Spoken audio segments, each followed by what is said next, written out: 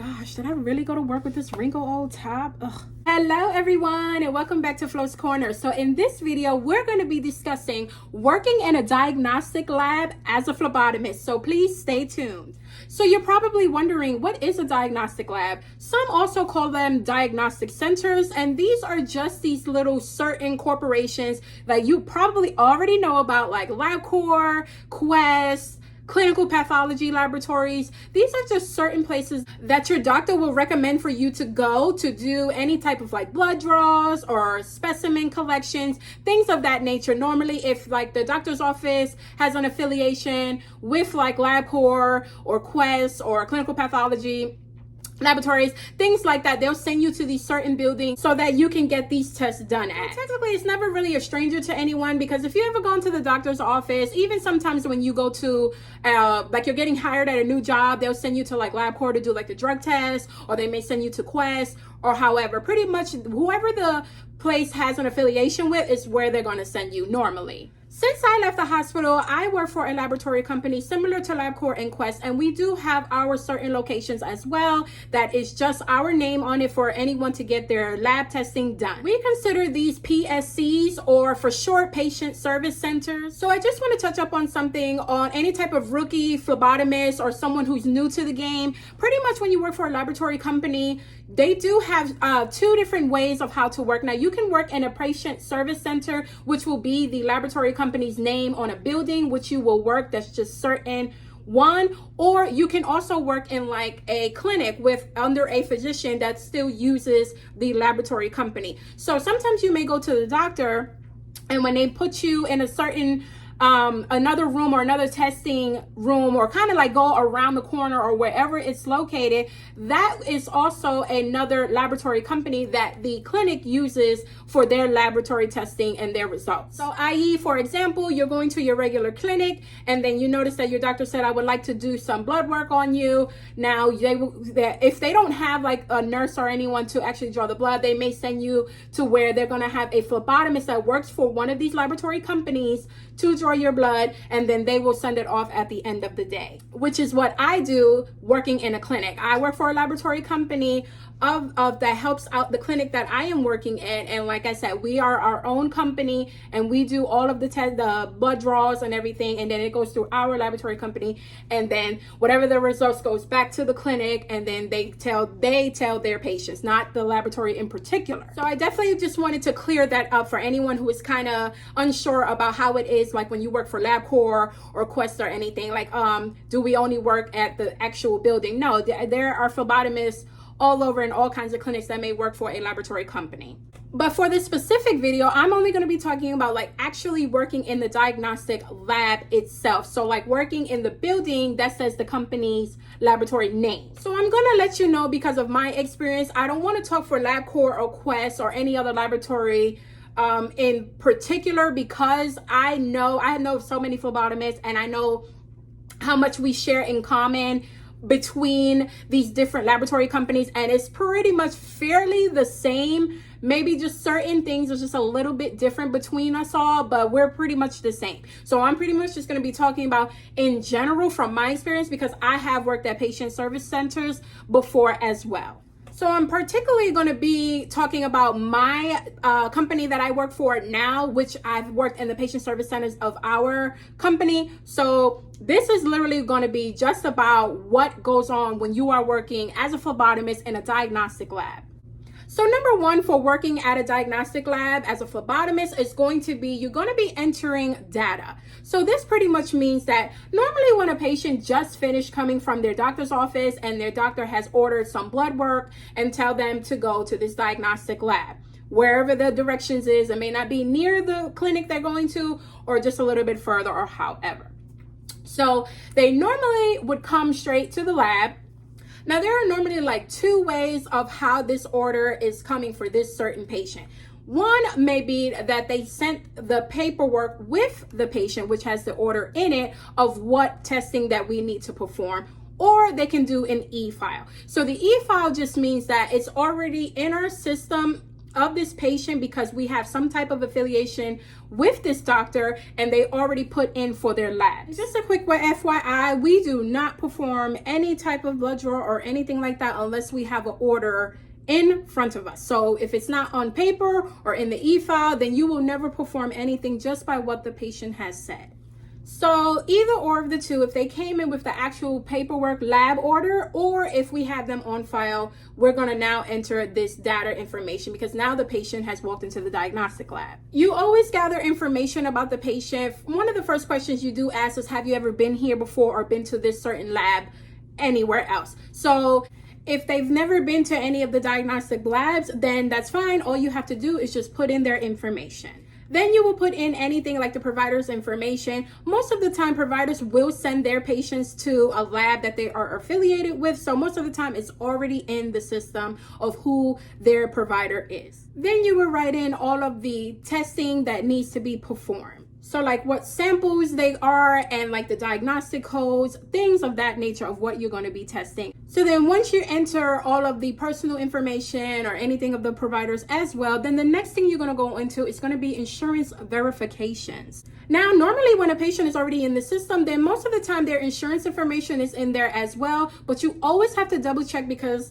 patients do change their insurance a lot. So you don't want to bill the wrong insurance because that's something that they're going to have to deal with data entry when it goes to the lab, and that's just something that's going to be a big mess, and you just don't want to have that. It may happen here and there, but definitely try to cover your back and always verify that this insurance is correct. You always should ask them for the insurance card because now that's your way of physically actually verifying the numbers and everything is correct. Some may feel that insurance verifications can be very tedious. As a phlebotomist, you say, oh, I just want to draw blood. I don't really want to do a type of insurance verifications, but you can also have that same position working in a clinic as well. You can also have to sit there and verify insurance the same way. Another topic on what you will be doing working in a diagnostic center is going to be equipment maintenance. So you as a phlebotomist, you will also do this in the clinic as well. And that is going to be making sure that your equipment is cleaned, maintained, and stocked at all times. Diagnostic labs have to always make sure that they are stocked and have every type of equipment that they need because these are places that these providers are going to send their patients. You are going to be performing blood draws, collecting samples, and everything. So you definitely need to make sure that you have all of your equipment. Making sure your refrigerators and freezers are working and are in the right temperatures. Also making sure that your centrifuge is calibrated and working as it should. Just a quick FYI, diagnostic labs normally perform way more testing than you may do at a clinic. And the reason I'm saying that is because there are many of providers of different specialties that check for different things. So personally, when I was working at the PSC or when I continue to work at a PSC, I draw way more different tubes, way more different urine specimens, stool specimens, other things that I normally don't draw at my certain clinic. So it is crucial for you as a phlebotomist when working at these patient service centers that you have everything that you need stocked because you never want your supervisor or anyone to know that you had to turn away a patient because you didn't have this certain color tubes in stock or you didn't have these certain packages for certain samples to send off to the laboratory, so they were forced to go somewhere else to get this testing done. So equipment maintenance is highly crucial when you work at these diagnostic laboratories because you need to know what you have on hand and make sure that you have on hand at all times because this is going to be you who are going to be performing these blood draws and who is going to be inventorying their own supplies. This is just a little sublet of the insurance verification. You may be updating records as well. Certain diagnostic laboratories do recommend that the phlebotomists do data entry. Some are like that, not all. It depends on what company you are working for. So that may be something where you're going to be updating patients' medical records. Next is going to be patient interaction. You are literally going to be working with the public. You are going to be working with people who literally are sent to you from a provider to get their lab testing done. So you are going to be the one explaining procedures, and you're going to provide comfort for patients. Most of the time, as a phlebotomist, when you are working in a diagnostic lab, and this is honestly anywhere, we are normally not the ones to tell the patient what test is being done. Honestly, that is something that you leave for the provider to have told them prior to them coming, or maybe when they get the results. And however, we don't have that type of degree to be explaining what certain tests are going to be performed and why. Most of the time, patients will ask you, well, why is the doctor wanting to check this? And that's something I just have to say, my apologies. I just know what tests I need to perform, and that's pretty much it. I can't go in discussion on your patient care. You can always instruct them that they're more than welcome to talk to their clinic or their doctor's office or the hospital or wherever these results are going to head back to. But we personally, as a phlebotomist, should not give out any information on the patient's care because we don't know it. And like I said, you don't want to make an assumption because you may give out the wrong information. So always remember that as a phlebotomist. Next, we're going to go on to blood collection and sample preparation. So there is no doubt that obviously you're a phlebotomist, you're going to be drawing blood. So that's normally what you're going to be doing at a diagnostic laboratory, but you're also going to be preparing samples as well. So some may have certain testing that their doctor has given them certain tools for them to bring to a diagnostic lab. So like something like the 24-hour urine container, they would instruct their patient on what to do and however on how to collect the sample, and then they have to bring it to a diagnostic laboratory, and then it's something that we handle. I definitely go into this in my non-blood specimen video, where you can see how I speak about other samples that we don't technically collect. We just handle when it's coming, when a patient has handed it to us. So like any phlebotomist shop, you are supposed to label your specimen. So that means that once you finish collecting, that you will already have your labels already made, because honestly, you're doing that once you're entering the data. You'll make the labels, and then you go and perform the blood collection, and then you will place the labels onto the tubes. So even anything that a patient has brought into the diagnostic lab, like I said, stool samples or any type of urine samples, we will have to label them as well before they are sent off to the lab. So this comes with really ensuring accuracy of the sample with proper handling. So just touching up on how it is working in a diagnostic laboratory, it's most of the time it's a fast-paced environment. You're really just going to be working. Your shift is going to be going and going and going, because it's going to be a good flow of people that comes into the laboratory. Now, that's not to say that you don't have slow days, of course, but most of the time when you get to work, there's already patients there waiting for you, because sometimes they may have seen the doctor the day prior at the end of the day, and they knew that they couldn't go that day to go get their blood drawn or specimen collection or however. So they were there the next morning, right before work. Hurry up, let's get this blood work done, and then I can go to work and blah, blah, blah. So pretty much it's a fast-paced environment, honestly. So you just have to learn how to manage your time while handling a lot of patients. And I also want to say, you may work a patient service center by yourself. It is possible depending on how your company does. Some patient service centers will have 2 phlebotomists, or maybe even 3, but do not feel discouraged on feeling like if I'm working by myself, that I'm gonna lose my mind. Sometimes you just kind of get into the groove of it, and then the next thing you know, it's 4 or 5 o'clock and it's the end of your shift and everything went peachy. As long as you know what you're doing and you were taught the right way, then you'll be fine.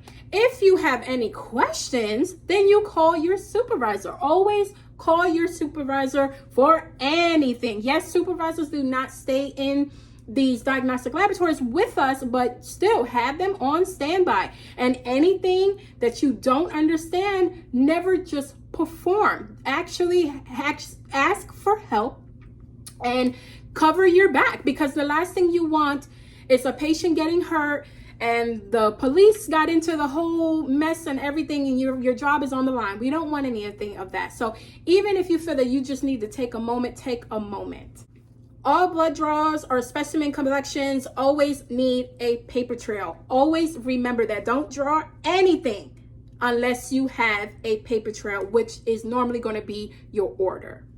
Always remember that phlebotomists are very essential in the healthcare field. We play a big part in patient care, medical testing, and diagnosis. So always remember you are important as a phlebotomist. Never forget that. Never feel down on yourself. You got this.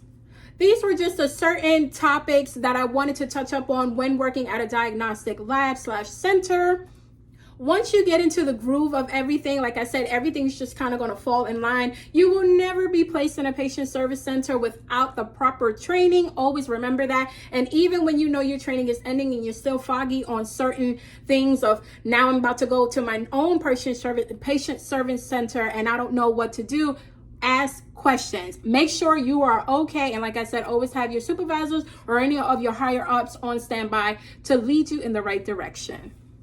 Just a little words of encouragement. Even though it may be a fast-paced environment, never feel rushed. If you notice that you may have a couple of patients and you're unsure about something, calm down, relax, reach out to anything. Do not ever just feel under the pressure and let yourself get out of control in that nature.